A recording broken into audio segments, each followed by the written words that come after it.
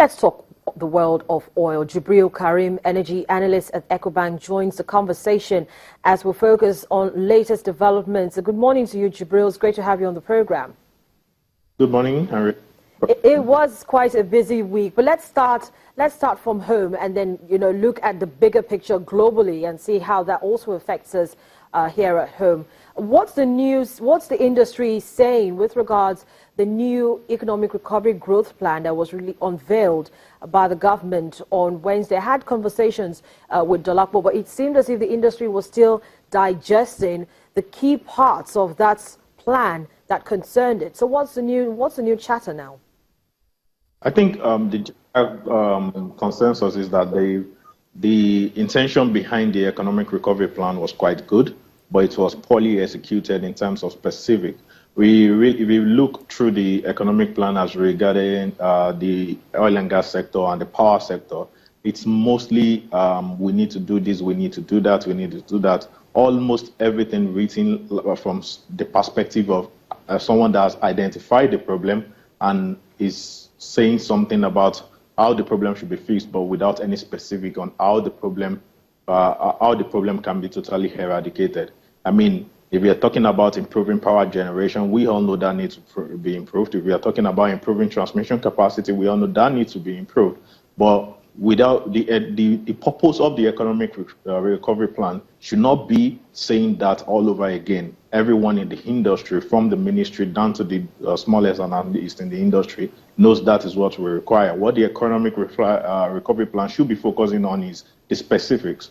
We are going to do this. We intend to do this and that regarding the PIB. When give a timeline to the plan, because you already have a timeline for the general implementation of the recovery plan. So why can't you have timeline for different aspects of for the industry as well? When you plan to pass the petroleum industry bill, how you plan to resolve the gas issue, and these are the specifics that were not really touched. Everything was just touched on the surface, as will be done by anyone that understands what the problem is. But Jubril, you will agree that for the petroleum industry bill, this is one conversation that seems to always come up because it is very critical and key to the industry.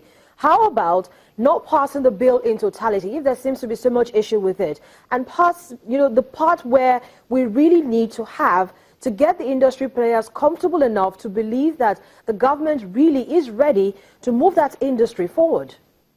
Well, that has been the general consensus over time now. For some time now, that the petroleum industry bill does not need to be passed in its entirety. It can be broken down into aspects that requires immediate implementation, and I believe that's the current modality for presenting the bill to the legislature, to the legislative arm. But unfortunately, what we still have is that these are still plans. These are sometimes last year it was reported that the bill was completed in terms of presenting it, but there has been some delays here and there. But what the recovery, given the current situation of the country and knowing what the economic situation is right now, you are bringing out an economic recovery plan that is focused on putting the country back in the path of growth.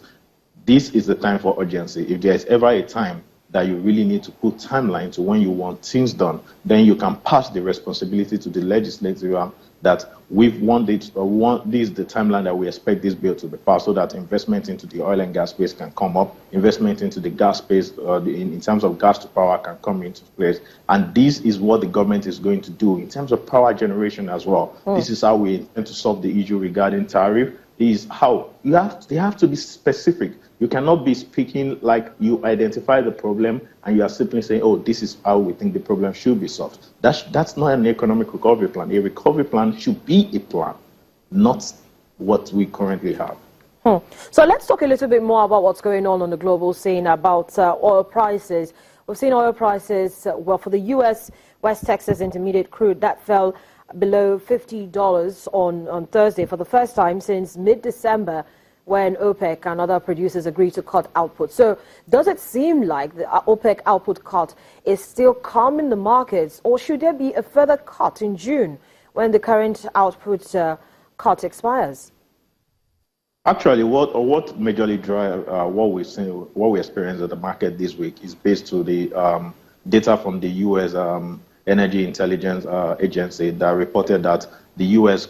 Crude inventory increased by 8.2 million barrels. That's a lot compared to, given the fact that for the previous week we had an increase of about 1.5 million barrels, and the general analyst consensus was about 1.6 million barrels. So if you look at the increase compared to what the expectation was, it was quite significant, and that has been the major driver. So mostly what traders and general people that drive the oil price read into that is the fact that there is excess supply in the market, which has encouraged a lot of people in the United States to be buying into crude into storage. And even generally, if you take the crude inventory stock for the United States right now, it's currently at the highest level in about 20 years. So what that is saying is that the excess in the market, despite the OPEC cut, is still there.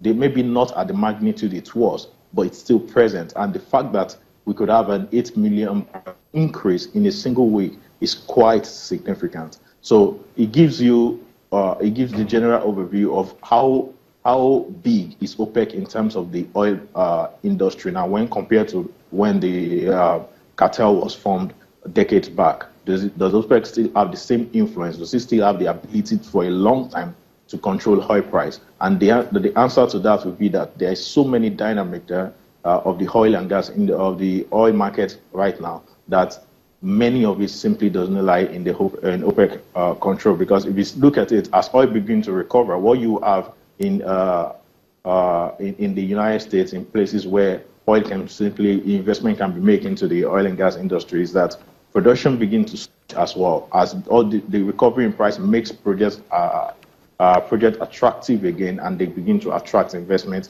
all over. So it's more like a cycle. We are going through that cycle again. We've seen production increase and stock increase as well. So what is important right now from an OPEC perspective is the assessment of the current level.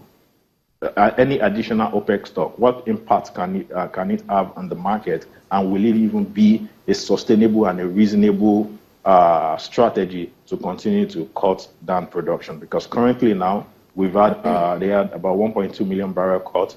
If you add if another proposal come through to cut oil again, which means it will have to spread to countries like even Nigeria. Okay, so that'll be a good way for us to anchor this conversation. Jubril Kareem, Energy Research Analyst at EcoBank, thank you so much for your perspectives. Business Morning continues after now.